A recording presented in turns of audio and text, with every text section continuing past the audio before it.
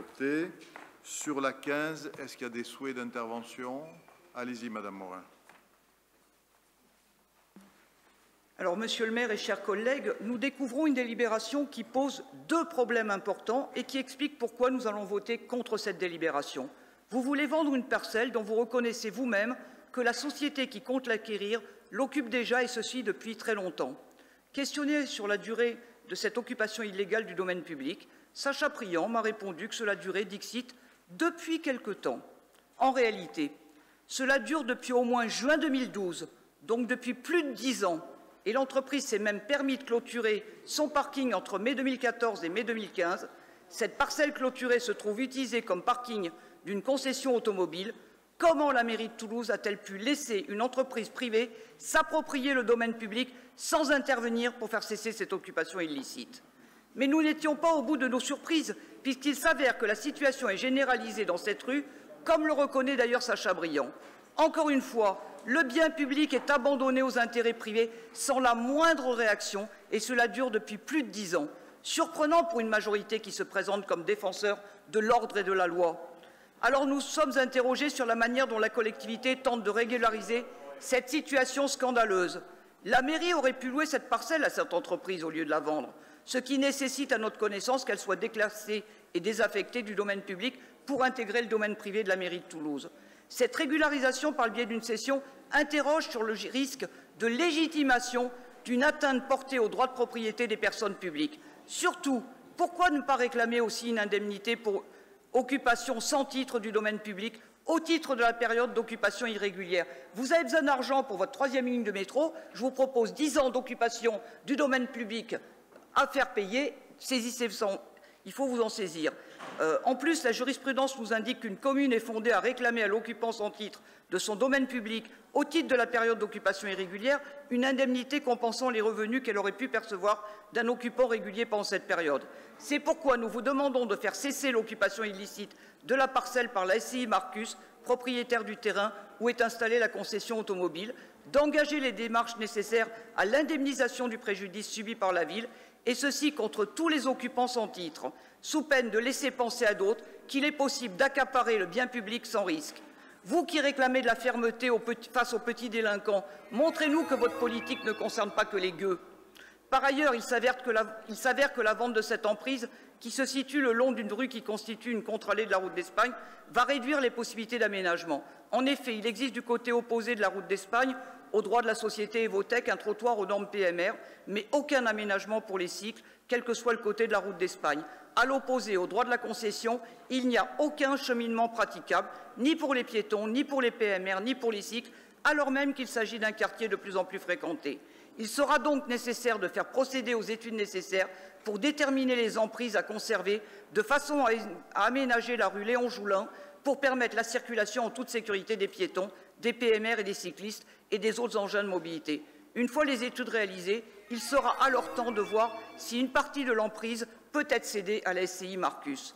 En résumé, cessez de vendre le bien public et le domaine public à des intérêts privés, au détriment des Toulousains.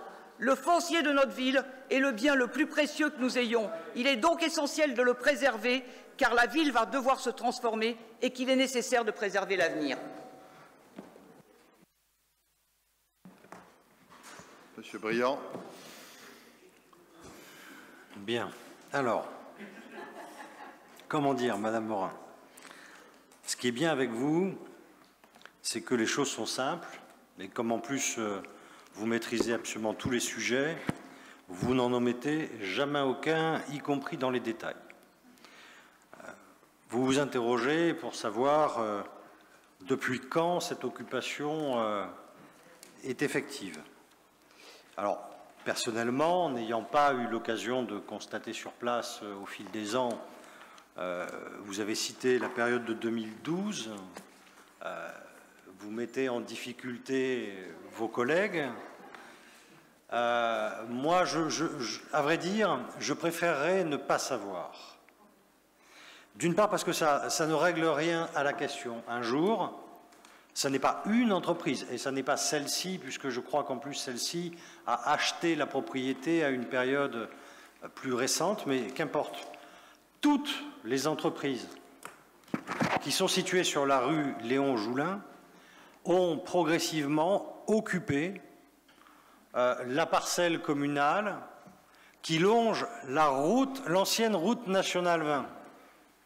Donc je pense qu'en plus, à l'origine, ce devait être une dépendance de la route nationale. Entre la RN20 et la rue Léon Joulin, vous le savez, il y a la canalisation de gaz à haute pression sur toute la route d'Espagne. Donc il y a des servitudes. Donc il y a un moment où le propriétaire, l'État, la ville, s'est désintéressé de cette partie de sa propriété et tous, pas une entreprise, tous les riverains ont progressivement occupé ce site. Lorsque nous avons été saisis par cette société, j'ai demandé naturellement à ce qu'on vérifie si c'était un cas atypique, auquel cas ça appelait une réaction, le cas échéant, plus agressive, ou si c'était généralisé, auquel cas, s'il devait y avoir sanction, c'est à l'égard de ceux qui, à l'intérieur de la collectivité, avaient en charge la surveillance du domaine public et n'avaient pas réalisé cette surveillance. Or, nous sommes bien dans cette situation. Et donc, lorsqu'il y a une difficulté, moi je préfère essayer de trouver une solution. Là encore, nous avons sollicité tous les services et toutes les directions, et elles ont évidemment tort contre vous, mais toutes nous ont dit nous n'avons pas, sur cette section, de besoin d'aménagement spécifique. Alors, la route d'Espagne, avec la rue Léon Joulin, ça doit faire 80 mètres de large.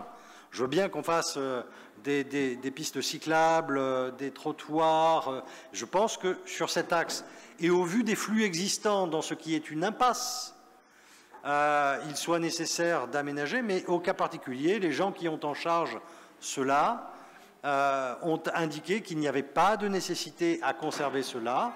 S'il y avait eu la moindre nécessité ou la moindre incertitude, nous aurions consenti une autorisation contre une redevance. Au cas particulier, à partir du moment où il y a des aménagements qui ont été réalisés sur ce patrimoine, il nous a semblé qu'il était plus cohérent et plus efficace de mettre en place une procédure de cession. Et nous avons proposé à tous les propriétaires de la rue de régulariser la situation et en règle générale, tous ont accepté de mettre en œuvre la procédure de cession qui suivra avec d'autres délibérations dans les prochaines réunions du conseil municipal. Madame Morin. Alors, il y a quand même deux problèmes dans ce que vous me dites. D'une part, au droit de la concession, il n'y a aucun trottoir. Comment est-ce qu'un piéton va récupérer son véhicule dans cette concession sans se mettre en danger? Expliquez-moi, Monsieur Briand. Et deuxième point, vous ne dites rien de ce que vous devriez demander au titre de l'occupation illicite du domaine public à ces entreprises. Pourquoi des cadeaux à certaines entreprises et pourquoi pas des cadeaux à tout le monde? Il y a une question de justice, là. Est-ce que vous traitez différemment ces entreprises du grand public? Qu'est-ce que vous attendez pour sécuriser ce trottoir, pour permettre que les piétons, les PMR, puissent circuler en sécurité jusqu'à cette concession? Qu'est-ce que vous attendez pour récupérer de l'argent, alors que, vous l'avez dit vous-même, les dotations aux collectivités sont de plus en plus en difficulté? Donc je ne vois pas pourquoi, alors que vous êtes tout à fait en droit de le faire, et que vous n'avez même pas à saisir la justice. Vous le savez en tant qu'avocat. Vous n'avez pas à saisir la justice, vous avez simplement à leur réclamer les 10 ans d'occupation, et je peux vous donner la manière de savoir depuis quand est occupée cette parcelle de manière illicite. Vous prenez Street View, c'est très simple, il n'y a pas besoin d'avoir fait de grandes études et d'être compétent dans tous les domaines. Monsieur Briand. Alors, si vous permettez, Madame Morin, je viendrai en aparté vous donner un point d'information sur un aspect qui vous aurait échappé. Et, non, mais si publiquement, je vous en prie, n'hésitez pas. Non, parce que je ne voudrais pas vous mettre en difficulté. J'accepte, il n'y a pas de problème. Et s'agissant de l'accès des piétons, comme les transports collectifs et tous les axes sont sur la route d'Espagne, il s'agit d'une traversée qui n'est pas longitudinale, mais qui est directe. Et avec le fauteuil roulant, je passe le truc, expliquez-moi. Voilà.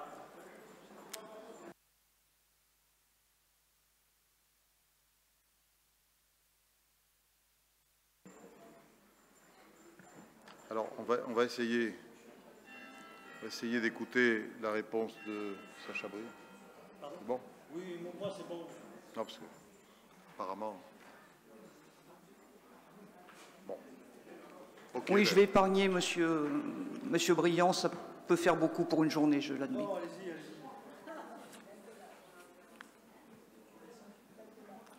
Bon, je mets au voie cette délibération. Qui ne participe pas? Qui s'abstient?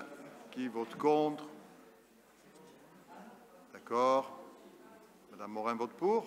Ah, elle vote contre. D'accord. OK. La délibération est adoptée.